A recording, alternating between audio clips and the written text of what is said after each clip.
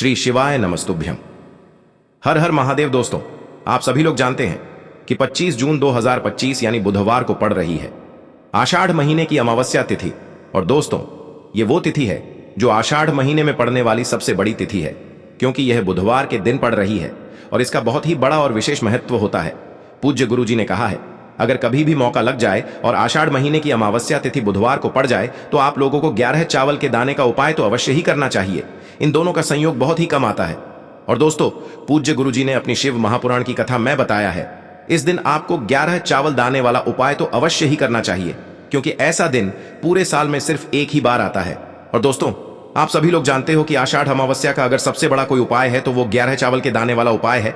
तो दोस्तों, इस बुधवार अमावस्या के दिन आप लोगों को इस 11 चावल दाने वाले उपाय को जरूर करना है। बहुत सारे लोग होंगे जिन लोगों ने इस उपाय को न किया हो, मतलब पूरा साल निकल गया और उन्होंने किसी भी दिन इस 11 चावल दाने वाले उपाय को न किया हो। पर दोस्तों, आपके पास एक आखिरी मौका बचा हुआ है जो कि 25 जून के दिन है। तो इस दिन आप लोगों को इस वाले उपाय को जरूर कर लेना है। भले ही आपने पूरे साल भर इस उपाय को ना किया हो, पर अगर आपने इस आषाढ़ महीने के अमावस्या के दिन अगर इस वाले उपाय को कर लिया तो आपको इस उपाय को करने का वो फल मिलेगा जिसकी आपने कभी कल्पना भी नहीं करी होगी। इसीलिए आप लोग इस वाले उपाय को एक बार जरूर कर लेना, ताकि आप लोगों के हाथ से यह मौका ना जा सके और आपको इस उपाय को करने का फल मिल सके। दोस्तों, यह उपाय पंडित जी ने अपनी अभी की ही शिव महापुराण की कथा में बताया है। जी, इस उपाय को आज हम आपको बहुत अच्छे से समझाने वाले हैं। इस वीडियो को देखने के बाद इस उपाय को समझने के लिए आपको कोई और वीडियो को देखने की जरूरत नहीं पड़ेगी। तो चलिए दोस्तों, उपाय को शुरू करते हैं। देखिए, यह इस आषाढ़ महीने के अमावस्या के दिन यह इतना खास होता है, इतना महत्वपूर्ण होता है। देखा गया है कभी कभी बड़े बड़े पूजा पाठ अनुष्ठान से जो मनोकामना पूर्ण नहीं होते, वो इस आषाढ़ महीने के बुधवार के दिन एक छोटे से उपाय करने से ही आपकी मनोकामना पूर्ण हो जाती है। और बहुत सारे लोगों ने इस उपाय को किया भी है और उनको इस उपाय को करने का फल भी जरूर मिला है। अगर आप लोग भी इस उपाय को बुधवार अमावस्या के दिन करना चाहते हैं तो आप इस उपाय को पहले अच्छे से समझ लेना, सुन लेना, उसके बाद करना। आपको इस उपाय का फल जरूर मिलेगा। और इस उपाय को कर लेने से आपके घर में चाहे किसी भी प्रकार की दुख और समस्या क्यों ना चल रही हो, आपको उसका कारण भी नहीं पता है कि भाई यह समस्या किस कारण से चल रही है, उसका कुछ भी कारण हो सकता है, जैसे पितृदोष हो सकता है या किसी भी तरह का मंगल दोष भी हो सकता है। तो इस दिन आप लोगों को यह वाला उपाय कर लेना है। ये एक ऐसा उपाय है जिस उपाय को अगर किसी विशेष दिन पर किया जाए तो भाई उस विशेष दिन का जो है वह तो हमें मिलता ही मिलता है, पर हमने उस दिन पर इस उपाय को किया है तो हमें उससे भी बड़ा फल मिलता है और फल बहुत जल्दी मिलता है, क्योंकि आप इस उपाय को बहुत ही बड़े और विशेष दिन पर कर रहे हो। तो चलिए अब उपाय के बारे में बात करते हैं, लेकिन उससे पहले आप लोगों को यह जानना आवश्यक है कि आखिर यह उपाय किस समय करना है, किसको करना है और कैसे करना है। तो चलिए हम आगे आपको वीडियो में एक एक करके बता देते हैं। लेकिन उससे पहले अगर आप लोग हमारे चैनल पर नए हैं तो हमारे चैनल को सब्सक्राइब कर लेना और इस वीडियो को लाइक करके कमेंट बॉक्स में श्री शिवाय नमस्तुभ्यम ओम नमः शिवाय जरूर टाइप कर देना। और अपने फायदे के लिए, गरीबी दूर करने के लिए इस वीडियो को पूरा देख कर जाना, तभी आपको लाभ की प्राप्ति होगी। यदि आज आपने वीडियो को बीच बीच में से देखा, काट काट कर देखा, तो आपको जीवन में कभी सफलता हासिल भी नहीं होगी। तो दोस्तों, इस 11 चावल के दाने वाले उपाय को हमें इस अमावस्या के दिन कैसे करना है, किसको करना है, किस समय करना है और कहां पर करना है, ये सारे सवालों के जवाब आपको इस वीडियो में मिल जाएंगे। और जो ये वीडियो देखेगा भाई, उसको 11 चावल के दाने वाला उपाय जरूर करना चाहिए, क्योंकि इस दिन एक चावल के दाने का भी बहुत ही बड़ा और विशेष महत्व होता है। और जब बात आ जाए 11 चावल के दाने की, तो ये सोने पे सुहागा वाली बात हो जाती है और ये एक बहुत ही बड़ा उपाय हो जाता है इस बुधवार अमावस्या तिथि का। तो अब दोस्तों, इस 11 चावल के दाने वाले उपाय को आखिर करना किसको है, सबसे पहले हम लोग वो बात जान लेते हैं। तो देखो, घर की जो बड़ी माताएं बहनें होती हैं, उन माताओं बहनों में से कोई भी एक बड़ी माता बहन इस वाले उपाय को कर सकती है। और दोस्तों, अगर आप चाहें तो अपने घर में से सभी सदस्यों को भी इस उपाय को करवा सकते हैं। अगर किसी व्यक्ति की खुद की कोई मनोकामना है, खुद की कोई दुख और परेशानी है जो कि वह अपने लिए ही करना चाहता है इस वाले उपाय को, तो वह खुद अपने लिए भी कर सकता है। बाकी अगर कोई घर में से ऐसा है जो कि अपने पूरे घर परिवार की सुख और शांति के लिए ये वाला उपाय करना चाहता है, तो भाई वह भी कर सकता है, उसमें भी कोई दिक्कत वाली बात नहीं है। कहने का मतलब ये है कि इस उपाय को हर एक सदस्य भी कर सकता है और पूरे घर परिवार के सदस्य के लिए घर की बड़ी माताओं बहनों में से कोई एक माता बहन भी कर सकती है।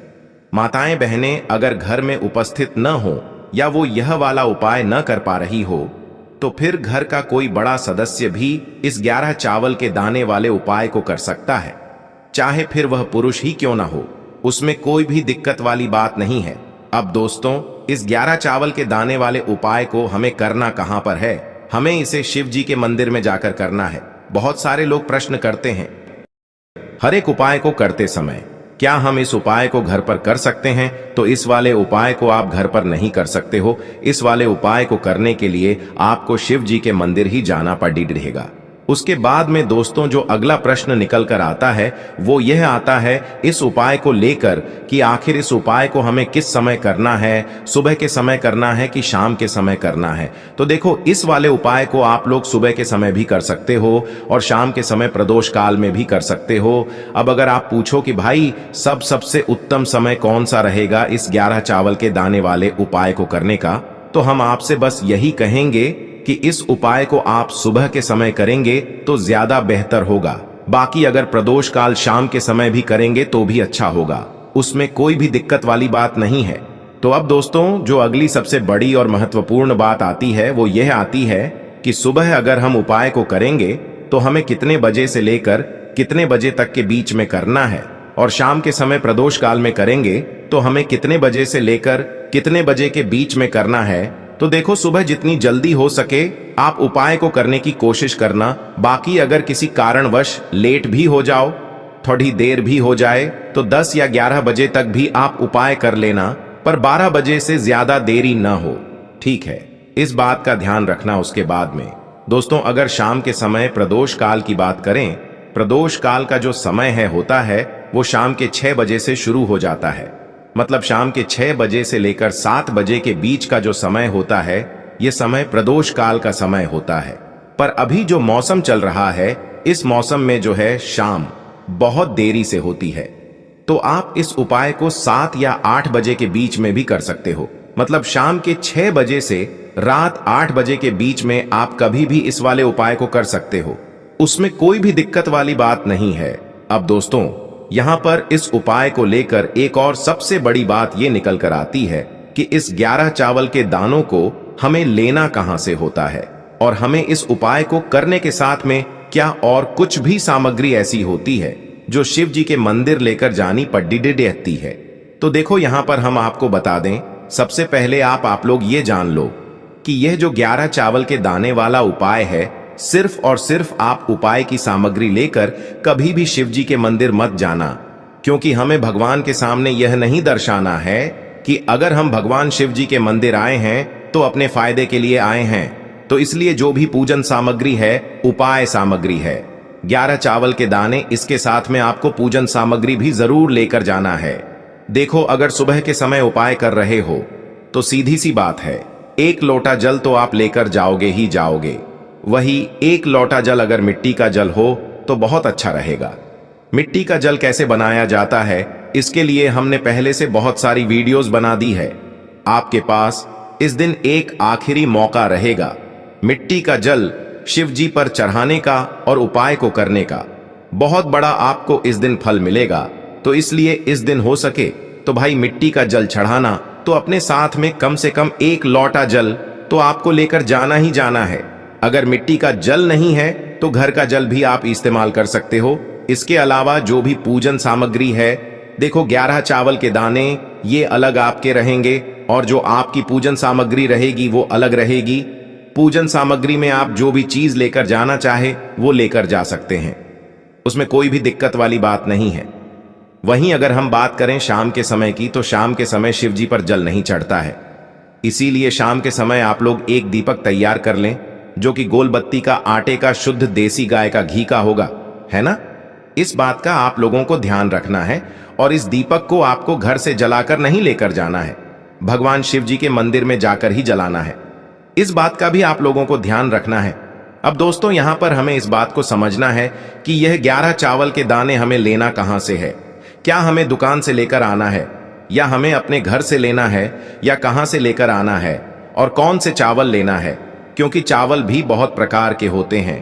तो देखो इन सभी सवालों के जवाब आप लोग एक बात में सुन लो कि भाई ये जो उपाय है, इस उपाय में आपको ये नहीं देखना है कि भाई कौन से चावल है कौन से चावल नहीं है। बस जो भी चावल ले रहे हो वो चावल का दाना सबूत होना चाहिए, मतलब साबुत होना चाहिए, टूटा हुआ नहीं होना चाहिए। कटा पिटा नहीं होना चाहिए। ये बात आपको ध्यान रखना है। बाकी आपका चावल बासमती हो या सादा चावल हो या कोई सा भी चावल हो, उसमें कोई भी दिक्कत वाली बात नहीं है। तो सीधी सी बात है कि आपके घर के रसोई घर में जहां पर आप भोजन बनाते हो, वहां पर जो भी चावल आपके उपस्थित हो, उन चावलों में से अपनी एक कटोरी भर लेना या एक मुट्ठी चावल अलग से निकाल कर रख लेना, क्योंकि हम 11 चावल ही यहाँ पर इस उपाय में लेने वाले हैं, तो हमें यह चावल के दाने गिनकर निकालने पर डढ़ेंगे। इस बात का आप लोगों को ध्यान रखना है। तो अपने उस चावल की कटोरी में से या चावल में से 11 ऐसे चावल के दाने आप लोग निकाल लो जो कि टूटे हुए ना हो, कटे पिटे ना हो, जिनमें कोई दाग ना लगा हुआ हो, है ना। अच्छे साबुत चावल के दाने 11 दाने आप लोग निकाल कर रख लो और इन्हें किसी भी एक कागज की पुड़िया में या किसी एक छोटी सी कटोरी में आप लोग रख लो, ताकि यह सुरक्षित रहे। आपके एक भी चावल का दाना इधर उधर ना हो और आपका उपाय भी पूरा अच्छे से हो जाए। तो भाई जैसे ही आपका उपाय की जो सामग्री है, 11 चावल के दाने ये तैयार हो जाते हैं, उसके बाद मैं आपको जो भी अपनी पूजन सामग्री है, सुबह के समय कर रहे हो तो 1 लोटा जल या पूजन सामग्री जो लेकर जाना चाहो उसकी भी तैयारी कर लेना। और शाम के समय जा रहे हो तो भाई अपना जो दीपक है उसे तैयार कर लेना, ठीक है। और उपाय को करते समय शुद्धता का विशेष रूप से ध्यान रखना, ठीक है। सुबह सुबह स्नान करने के बाद ही उपाय को करने की आप लोग तैयारी करना। उसके बाद अगर शाम के समय की बात करें तो शाम के समय आपको स्नान करने की जरूरत नहीं है, पर शुद्धता का ध्यान रखना है। आपको स्नान तो नहीं करेंगे, आप हाथ मुंह धोकर भी इस वाले उपाय को शाम के समय प्रदोष काल में कर सकते हैं, इसमें कोई दिक्कत वाली बात नहीं है। तो आप अपने उपाय की पूरी सामग्री तैयार करके आपके पास ही में जो आपका शिव मंदिर हो वहां पर पहुंच जाइए। सबसे पहले शिव मंदिर में जाकर आप लोगों को उपाय नहीं करना है, पहले भगवान के दर्शन करना है, भगवान से आशीर्वाद प्राप्त करना है, फिर शिव जी की शिवलिंग के पास में आना है। शिवलिंग के पास में आने के बाद आप जो पूजन सामग्री लेकर आए हुए हैं, जैसे कि सुबह गए हुए होंगे तो 1 लोटा जल और जो भी पूजन सामग्री लेकर आए हैं, आप उनसे भगवान शिव जी की पूजन कीजिए। सबसे पहले तो 1 लोटा जल ही चढ़ेगा, उसके बाद में आपकी पूजन सामग्री चढ़ेगी। उसके बाद में अगर दोस्तों शाम के समय अगर आप इस उपाय को कर रहे हो तो अपने साथ में कम से कम एक जो दीपक है गोल बाती का जो आप अपने साथ में लेकर गए हो, उस दीपक को मंदिर में जाकर अपनी माचिस से जलाना है और उस दीपक को शिवलिंग के पास में रखना है, ठीक है। इस दीपक को रखने के बाद ही आप लोगों को अपना ये वाला उपाय शुरू करना है। और दीपक को ज्यादा पास में मत रखना, वैसे भी गर्मी पड़ रही है, भगवान शिव जी को आंच नहीं लगनी चाहिए, है ना। तो भाई जैसे ही आपकी पूजा अर्चना हो जाती है, आप भगवान शिव जी को प्रसन्न कर लेते हैं। उसके बाद में शिवलिंग के पास ही में आप कहीं पर बैठ जाइए, सामने या आसपास जिस जगह पर आपको बैठना हो वहां पर बैठ जाइए और अपने वह 11 चावल के दाने अपने सामने निकाल कर रख लीजिए, क्योंकि अब यहाँ पर उपाय को यहाँ पर करने की आपको तैयारी करना है। और इस तरीके से जब आप उपाय करेंगे, पूजन सामग्री करने के बाद, पूजन अर्चना करने के बाद, तो आपको उपाय का फल बहुत जल्दी और बहुत बढ़ा होकर मिलेगा। तो अपने 11 चावल के दाने अपने सामने निकाल कर रख लेना। और यह जो उपाय है यह आपकी सीधे हाथ की हथेली से होगा, इसलिए इस बात का भी विशेष रूप से ध्यान रखना है। तो सीधे हाथ की हथेली का प्रयोग करके ही आप लोग अपना इस वाले उपाय को करना। अपने सामने जो भी आपकी कागज की पुड्डियां है उसको खोल कर रख लो, या कटोरी है तो भाई उसे अपने सामने रख लो और अपने वह 11 चावल के दाने निकाल लो, ठीक है। उसके बाद में दोस्तों अब आपको क्या करना है कि शिवलिंग आपके सामने होगी, तो आपने वह 11 चावल के दाने एक एक करके आपको शिव जी के शिवलिंग के ऊपर चढ़ाना है। कहां पर चढ़ाना है? शिवलिंग के ऊपर चढ़ाना है और कहीं पर भी नहीं चढ़ाना है। आपको अपने हथेली से तो शिवलिंग के ऊपर चढ़ना है, भले ही फिर वो अपने आप जलाधारी पर गिर जाए या मतलब वहीं पर गिर जाए, उसमें कोई दिक्कत वाली बात नहीं है, पर आप चढ़ाओ शिवलिंग के ऊपर ही। तो आपको क्या करना है, अपना पहला चावल का दाना उठाना है, श्री शिवाय नमस्तुभ्यम बोलना है और शिवलिंग पर चढ़ा देना है। इसी तरीके से दूसरा चावल का दाना उठा है, शिवलिंग पर चढ़ाना है और मंत्र बोल देना है। और फिर तीसरा चावल का दाना उठाना है, श्री शिवाय नमस्तुभ्यम बोलना है और चढ़ा देना है। इसी प्रकार से आपको पूरे 11 चावल के दाने एक एक करके शिव जी के शिवलिंग के ऊपर चढ़ाना है और भगवान से प्रार्थना करते जाना है। मतलब प्रार्थना तो आपको आखिरी में करना है, पर हर एक चावल के दाने को चढ़ाते समय श्री शिवाय नमस्तुभ्यम जरूर बोलना है। उसके बाद ही में यह चावल का दाना शिवलिंग के ऊपर आपको चढ़ाना है। जैसे ही आपके 11 चावल के दाने शिवलिंग के ऊपर चारहच जाते हैं तो भाई उसके बाद में आपको क्या करना है, भगवान से अपनी मनोकामना बोलना है। मनोकामना भी कब बोलना है, जब आपका 11 चावल का दाना आपके सीधे हाथ की हथेली में हो और आप उसे चढ़ाने के लिए जा रहे हो। श्री शिवाय नमस्तुभ्यम बोलकर उस आखिरी चावल के दाने को शिवलिंग के ऊपर चढ़ा देना और भगवान से फिर अपनी वह मनोकामना बोल देना, जिस मनोकामना के लिए आप लोग अपना यह वाला उपाय कर रहे हो, जिस भी दुख और परेशानी के लिए आप लोग अपना यह वाला उपाय कर रहे हो। उसके बाद में जैसे ही आप अपनी मनोकामना बोल देते हो, आपका यह वाला उपाय पूरा हो जाता है। पर दोस्तों, उपाय को करने के बाद आप लोगों को 2 मिनट भगवान शिव जी के मंत्र का जाप जरूर करना है और मंत्र का जाप करने के बाद भगवान से एक और बार प्रार्थना करना है अपनी मनोकामना के लिए या अपनी जो भी दुख और परेशानी है उसके लिए। इसके बाद में आप लोग भगवान को देखकर भगवान से प्रार्थना करके उनसे आशीर्वाद लेकर वहां से उठ सकते हैं और अपने घर पर जा सकते हैं। बस दोस्तों, यहां पर यह वाला उपाय पूरा हो जाता है। इस तरीके से जो भी व्यक्ति छोटी छोटी चीजों का ध्यान रखते हुए इस 11 चावल के दाने वाले उपाय को करेगा, निश्चित सी बात है उसे उसकी मनोकामना जल्द ही पूर्ण होगी और जो भी दुख और परेशानी है वो भी बहुत ही जल्दी दूर होंगे। और दोस्तों, अगर आपको हमारी ये वीडियो पसंद आई हो तो हमारे इस वीडियो को लाइक और चैनल को सब्सक्राइब जरूर करें। हर हर महादेव, ओम नमः शिवाय। देखिए, हम सभी के घरों में माता तुलसी का पौधा अवश्य ही होता है। तो देखिए, हमें तुलसी जी के पौधे से सबसे पहले तो 3 पत्ते तोड़ने हैं। देखो, एकादशी वाले दिन आपको तुलसी के पत्ते नहीं तोड़ने हैं। तो देखिए, तुलसी जी के आपको 3 पत्ते तोड़ लेने हैं और इन तुलसी जी के पत्तों को तोड़ने के बाद आपको एक चुटकी हल्दी भी अपने साथ में लेनी है। हल्दी के अंदर आपको जल मिलाकर के पेस्ट के रूप में तैयार करना है और इसी के साथ में आपको एक दीपक भी लेना होगा। दीपक आप मिट्टी का भी ले सकते हैं, आटे का भी ले सकते हैं और इस दीपक में आपको शुद्ध घी डाल करके इसमें आपको लंबी रुई की बाती का प्रयोग करना है। देखिए दोस्तों, आपके पास है 3 तुलसी जी के पत्ते हैं। तो पहला जो तुलसी जी का पत्ता है उस पर आपको सबसे पहले तो जो आपने हल्दी ली है उसकी एक बिंदी लगानी है।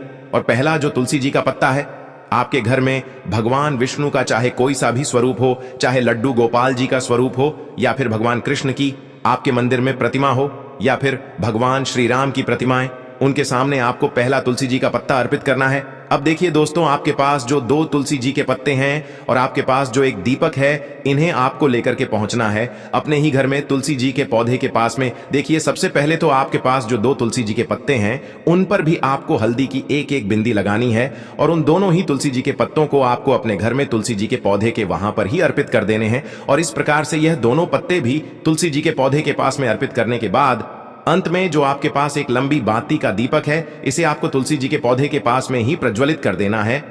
जो भी व्यक्ति अपने ही घर पर इस प्रकार से तुलसी जी के 3 पत्तों का यह उपाय कर लेता है तो उसका परिवार हमेशा खुश रहता है। उसके परिवार में कभी भी कोई भी संकट उत्पन्न नहीं होता है और यदि आपके घर में जो भी गृह क्लेश है वह भी समाप्त होते हैं। तो इस प्रकार से यह सुंदर सा उपाय करना है।